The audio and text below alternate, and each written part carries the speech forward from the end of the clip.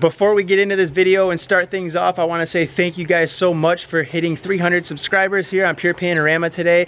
You guys rock, you're awesome, and I know that with you and me putting the content out, us combined, we can grow this channel into a good, just solid, good truck community of people, and I'm super stoked and look forward to working with you guys here and growing as a family.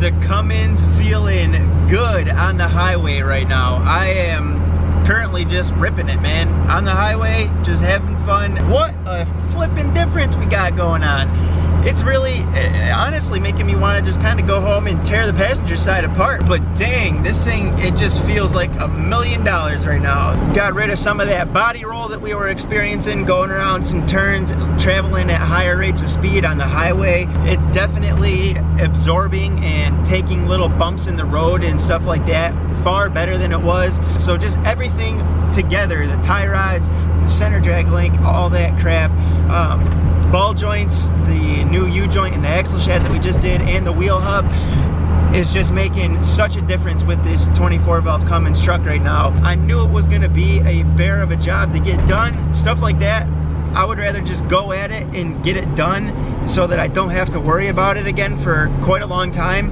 Honestly, I may not ever have to worry about it with this truck again, because by the time this truck needs that type of work again, it could be in someone else's hands and they're gonna get a fantastic truck that's had everything rebuilt on it.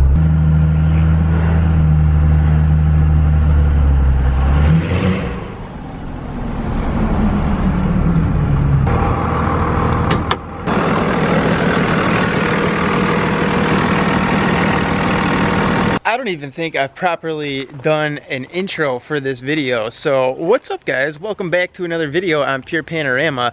And I've already told you that after getting the ball joints, the wheel hub, the U-joint in the axle shaft, all that crap done, combine that with the new tie rods and center drag link, all that good stuff, the new sway bar end links, the truck feels brand new. I have zero complaints about how this old 24 valve Cummins, this old girl is riding good, man. Let me tell you, any little bump that it hits is just, it's night and day difference after getting all this stuff done. And the front end is just this much closer to being fully done, fully rebuilt, all brand new. Right now, the passenger side is still pretty tight. We don't really have to worry about it so much at the moment.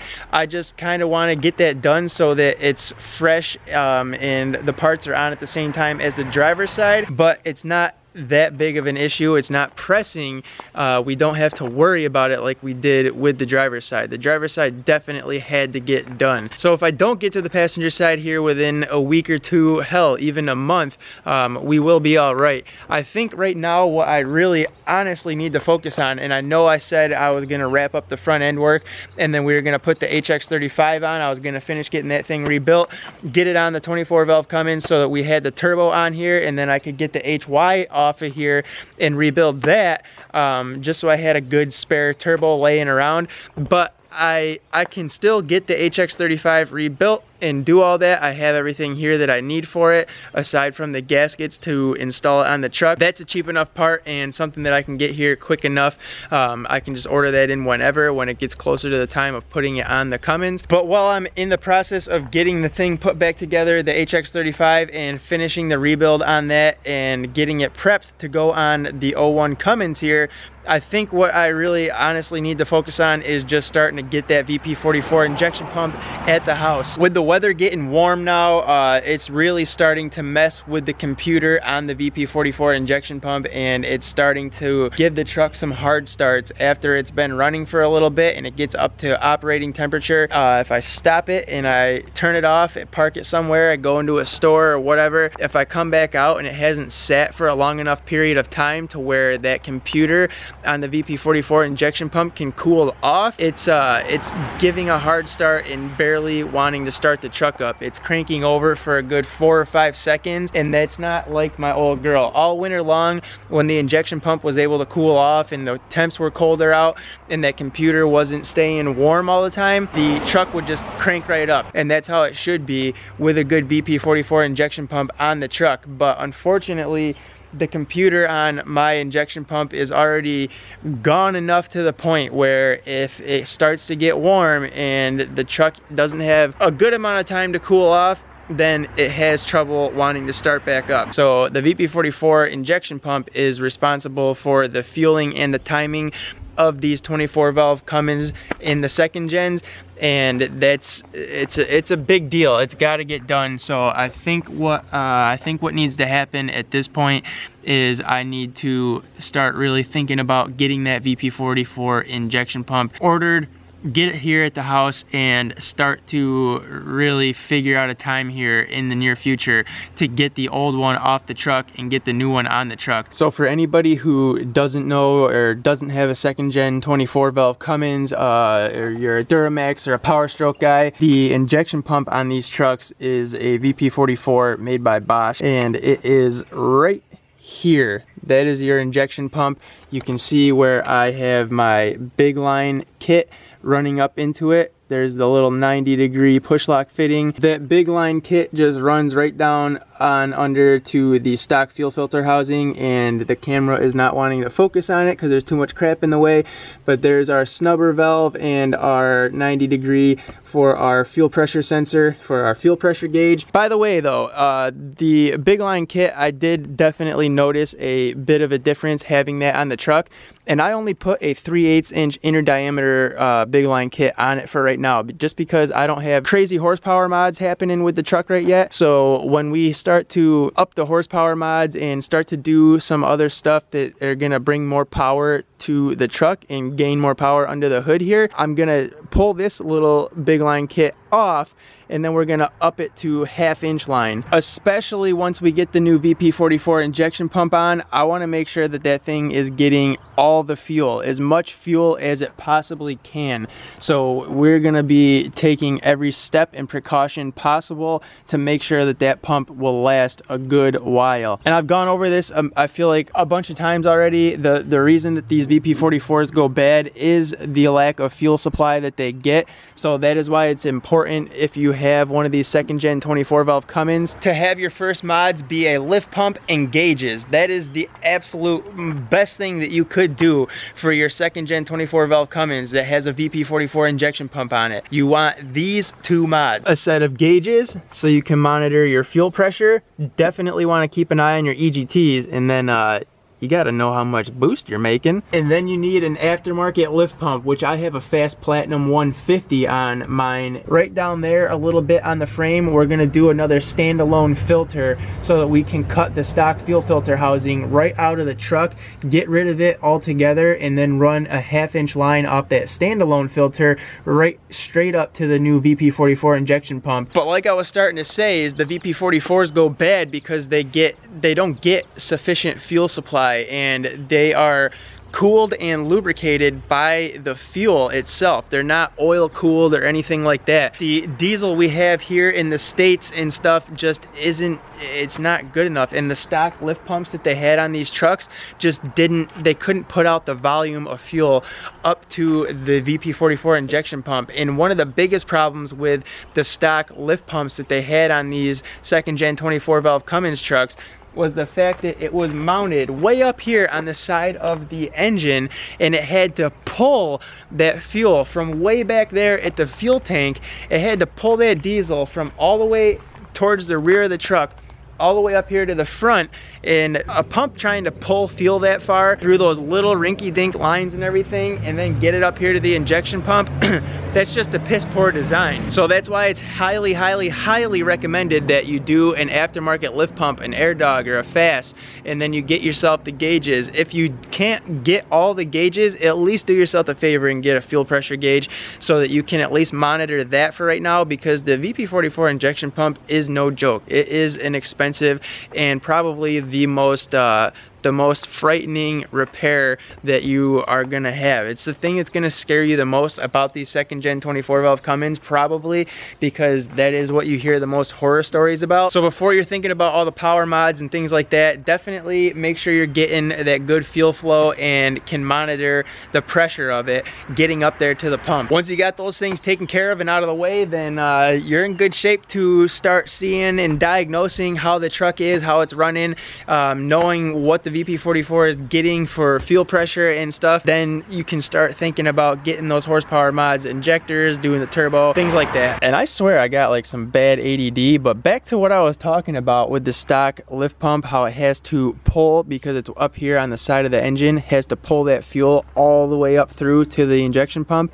Well, it just obviously doesn't, it wasn't capable of doing that. It was a weak little lift pump that they had on the truck, so that got figured out quickly, and that's why people will do the aftermarket. And the fasses and the airdogs can really pump out some good volume. Like mine's a 150, which means it pumps 150 gallons per hour, but they have them 90s, they have 100s, the 160s. I think are like the main now is like 160 gallons per hour, but they go on up to like 220.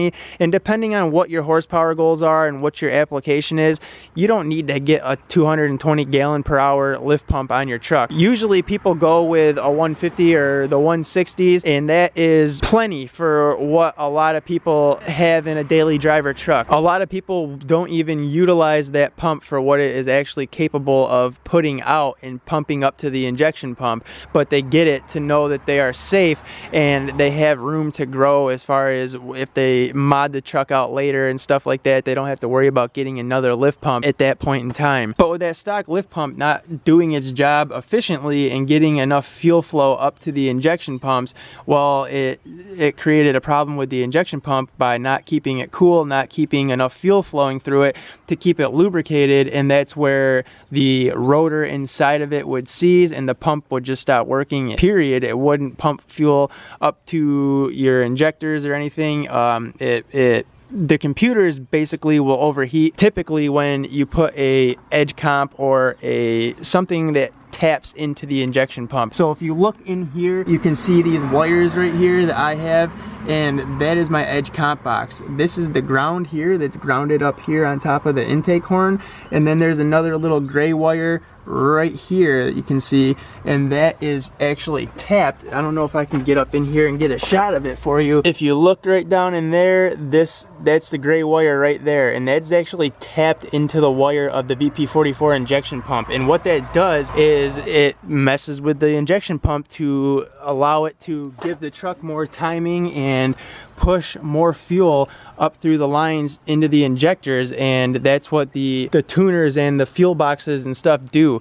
That's why they say it's better to go with like a quad adrenaline or something like that that plugs into your OBD2 port instead of these that tap right into the wire on the VP44 injection pump. If you put a new VP44 on your truck and you tap the wire, you void the warranty instantly, because by doing that and changing the parameters of the pump, making it push more fuel up through there and messing with it as far as having it change the timing and stuff of the truck as it adds more fuel to the truck, what it does is it starts to heat that computer on the pump up like crazy, and then that's when you get the issue that I have. The computer will start to overheat, it'll start to malfunction, and I'm getting good fuel flow up there from the Fast Platinum 150. That's fine, like it's getting lubricated, it's staying cool and stuff, but because that edge comp is tapped into the wire of the pump and it's making the pump work double time trying to push that extra fuel and messing with the timing of the truck and everything, well, it's created a problem with the computer by just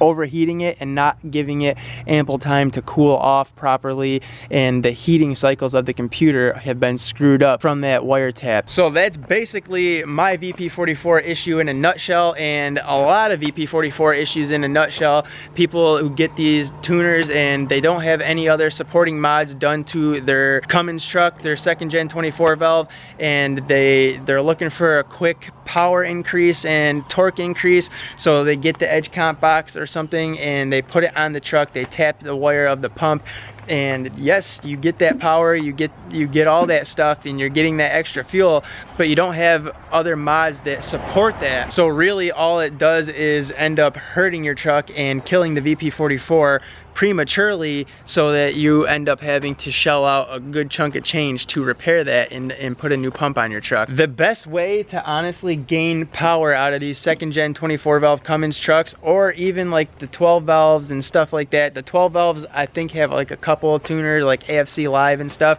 I don't know a whole bunch with the 12 valves, but I'm pretty sure they do have a couple of things that will help that. But with the 12 valves you can do a lot of tweaking with the actual fuel system itself and gain yourself free horsepower and up the fuel that way, and that's a lot safer. Plus the injection pump, the P7100 P pump on the 12 valve is just, it's a beast, yo. That pump is just where it's at. That's why a lot of people P pump swap their 24 valves, but that costs some big dough to do. The best way to gain horsepower out of these second gen 24 valve Cummins trucks is to just order in horsepower mods and take your time, order in the mods that are going to complement one another.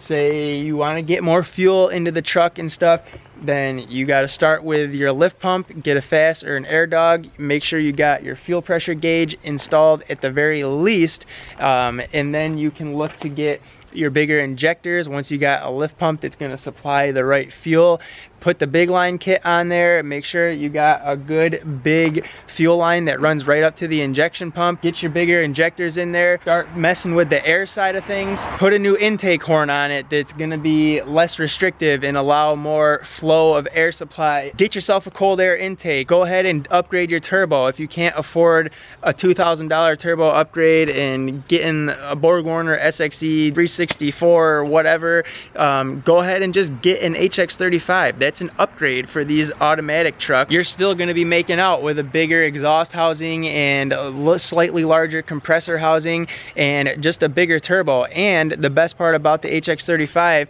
yes, it's still a stock turbo that comes on these trucks on the manuals and the high outputs, but it's an upgrade for the automatics, because we got the little rinky-dink HY35, but you can put the adjustable boost elbow in there too, and you can play with the boost levels and stuff. So that's the best way to honestly get power out of these 24 valves and the second gen 24 valves, is to just do that.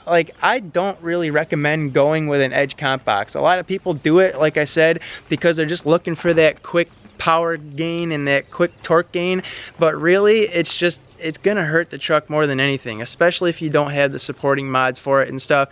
And a lot of people will put the edge comp on their truck and use it for gaining more power while towing and stuff, and that's probably the worst thing you can do. That's a good surefire way to just burn the transmission up out of these trucks. And just, if you are gonna have it on there and you want it, you gotta absolutely have it, then I suggest keeping the power turned down on it until you start to build things up a little bit more and you start to have some stuff on the truck that will support it and hold up to it a little bit better. But it's not any match for a stock truck. There's my little rant for the night though. I don't even know where that came from. This was supposed to just update you guys about how the truck felt driving after the wheel hub and U-joint and ball joints and all the freaking front end work we've done on it.